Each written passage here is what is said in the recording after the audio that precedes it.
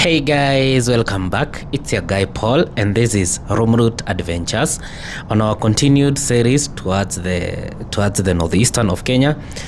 In the first episode, part 1, actually we did from Mombasa Road, that is Nairobi Expressway, all the way to Makutano Junction, Mwea Makutano Junction.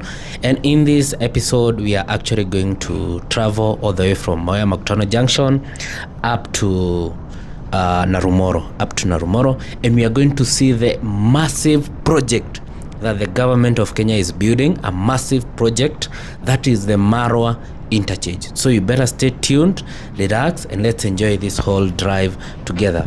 Make sure you subscribe if you haven't subscribed.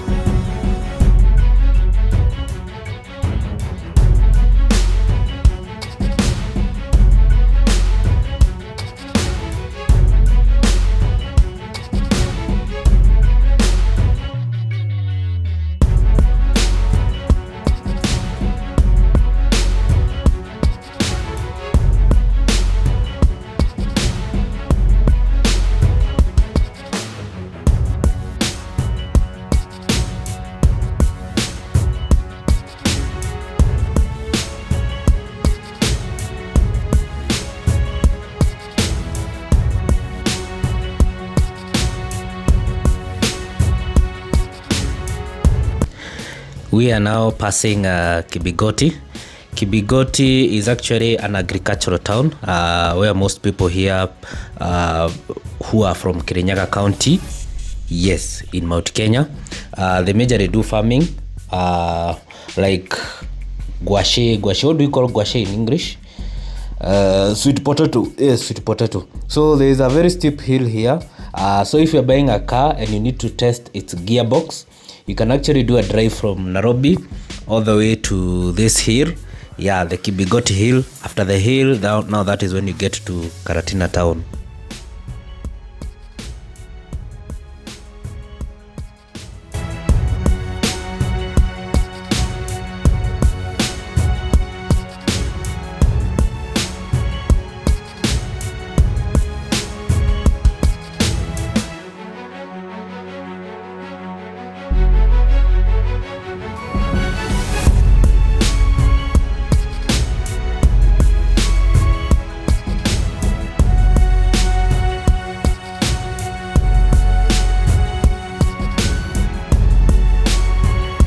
Now we are still in on the highway. This is lot 2 of the Keno Marwa highway. Lot 1, remember, started from Keno all the way to Sagana.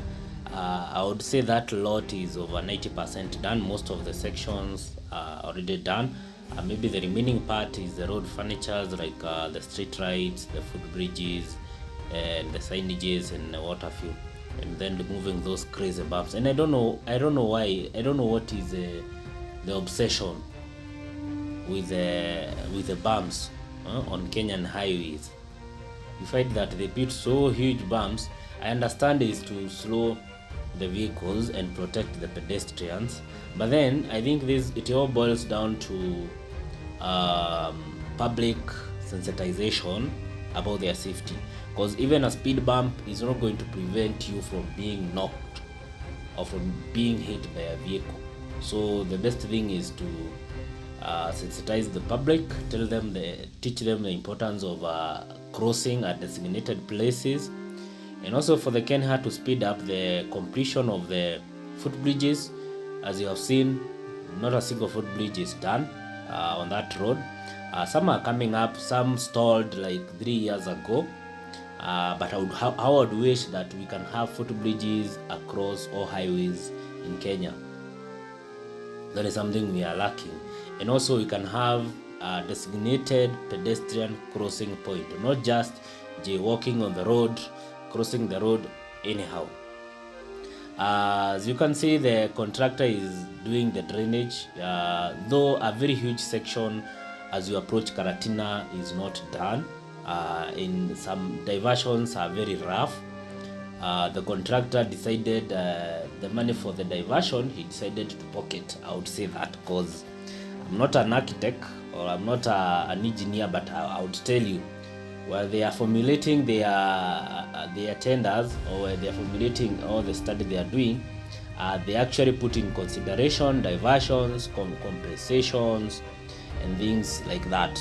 So like you see now from this section now, it's a bit rough. The section is not yet done, I agree, but then they can still do it better. Okay, now let me tell you what happened from this section to Karatina, why the section took long. As you approach Karatina, the road reserves there were all encroached. They were all encroached. There are some people, I don't want to say they stole or whatever ways they acquired that place. I'm sure it's illegal, because there is no way this whole highway right from Keno towards somewhere close to Karatina, there is a very huge road reserve. But in this section you can see this is actually this was a supermarket that is being demolished. It's next to a hotel, that hotel on my left hand side. Now that supermarket, and the other side of the highway you can see the terrace, the green terrace, that side of the highway, you see how they are close, to each other, how they are close to each other. Now you cannot call this a road reserve in a highway, or in a highway for that case. The contractor also, you see the diversions, they are not trying to make it even better. I don't know. Anyway, let's continue enjoying the drive. So we are now approaching Karatina.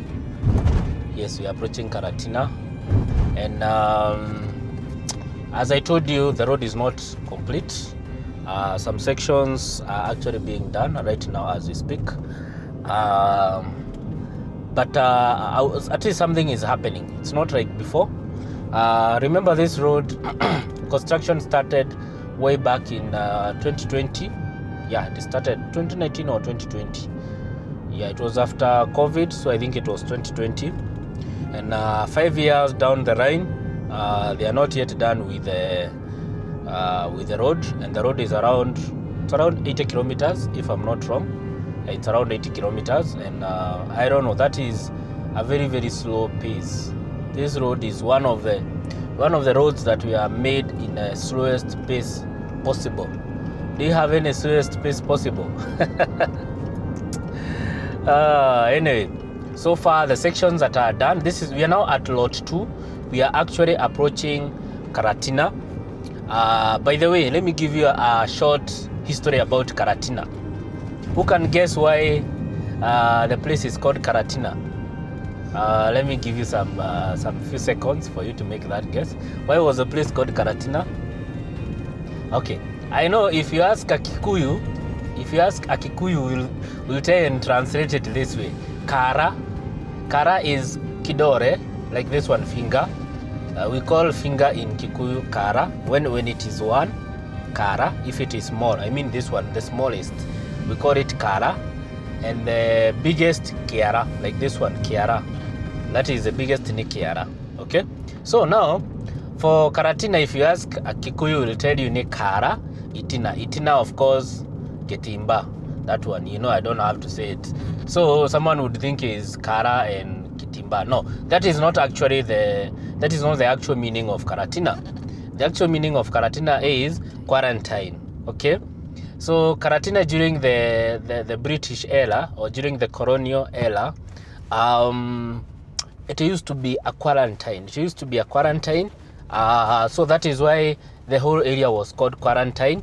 But then Kikuyus could not pronounce. You see, Karatina is in Central Province, and the Kikuyus could not pronounce the word quarantine. So they pronounced it as Karatina. Karatina instead of quarantine. Okay, so guys, let's do an aerial shot, an aerial view of Karatina town, so that you're able to see how beautiful Karatina is. Also, something else to add on Karatina part is that this is where the former deputy president, Honorable Rigathi Gachagua, he comes from this area. Karatina is in Madera constituency. He comes from this area.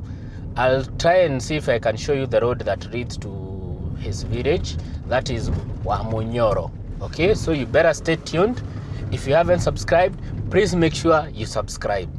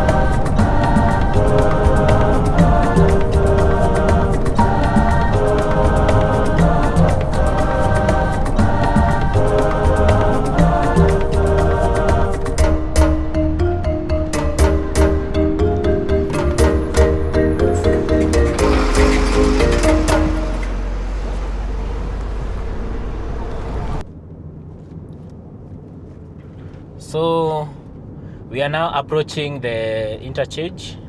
It's one of the best interchanges along this road. Actually, it's the best, not one of the best. It's the best interchange. This is the interchange that connects the road leading to Nyeri town, and the road going to Isiolo. That is the route that we are using right now, or the Guardian route. That is where the lot 2 is coming to a completion. That is where lot 2 is coming to a completion. Then I told you that is also the route that heads to Wamunyoro. Wamunyoro, that is the home of the former Deputy President of the Republic of Kenya that was impeached last year, a time like this. Now, one thing to note is that the environment here is quite green. The environment is quite green, very lush. There is so many vegetations, trees. The most common tree here is Mokema.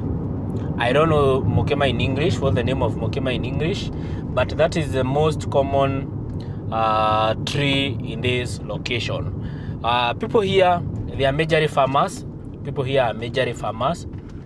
They do farming. They also have different types of farmers. You can see on my side, you see wamama hapa wenye wanauza doma. So if you want to buy arrowroots, actually this is one of the best places you can buy arrowroots. And something else, milk production. Actually, people do milk production in Nyeri. There is also coffee. Coffee is very common, and tea is also another cash crop. As you can see, that is the interchange. You see how Chinese have great minds. Chinese have great minds. You can see how they are excavating this place. This place was a hill. All of this was just a big hill, a very big hill. But as you can see right now, they have already excavated the whole area, and they are now finalizing and making grounds for dualing this remaining part of the highway. So this is a positive note, and now we are approaching the interchange, and I'm going to do an aerial view of this interchange so that you're able to see how this place looks from a bird's eye perspective, or from a bird's eye point of view.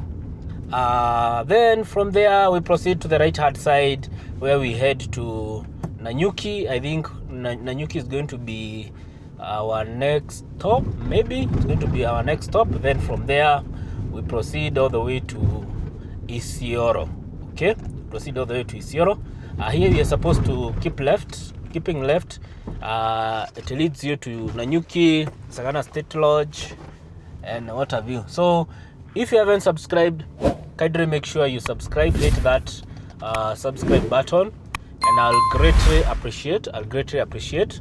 So let's continue enjoying this whole experience. Let's enjoy the drone shoot.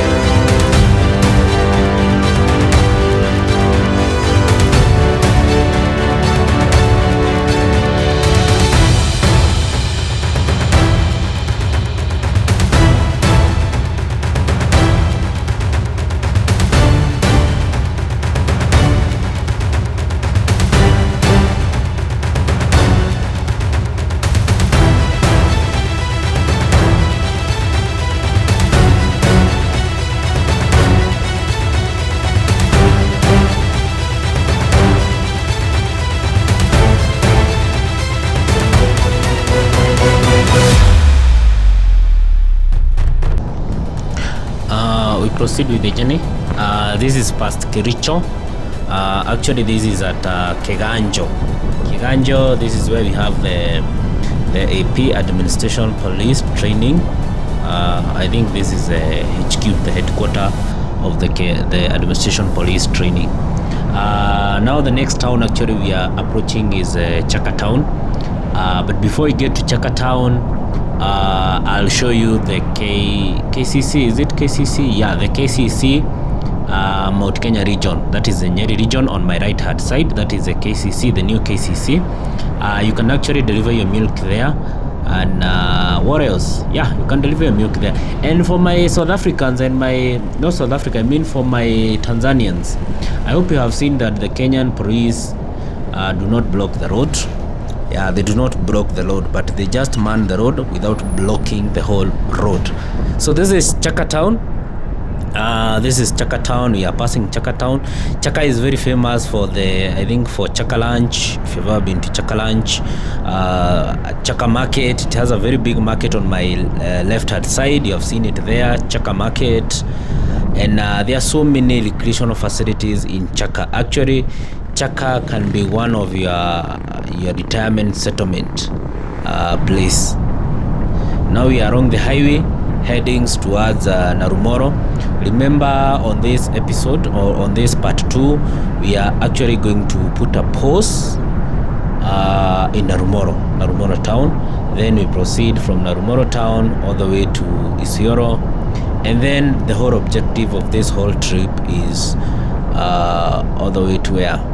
To Buffalo Springs. These are the views. Let's enjoy the views. The drone shots, I know they are beautiful. Kenyan highways, it's not that bad. At least I can say we are some steps ahead. Yeah, we are some steps ahead, but I really miss the South African highways. Reason being, they do not have speed bumps. South African highways do not have speed bumps. Same case with Botswana, Namibia, and where else? Botswana, Namibia, and Zambia.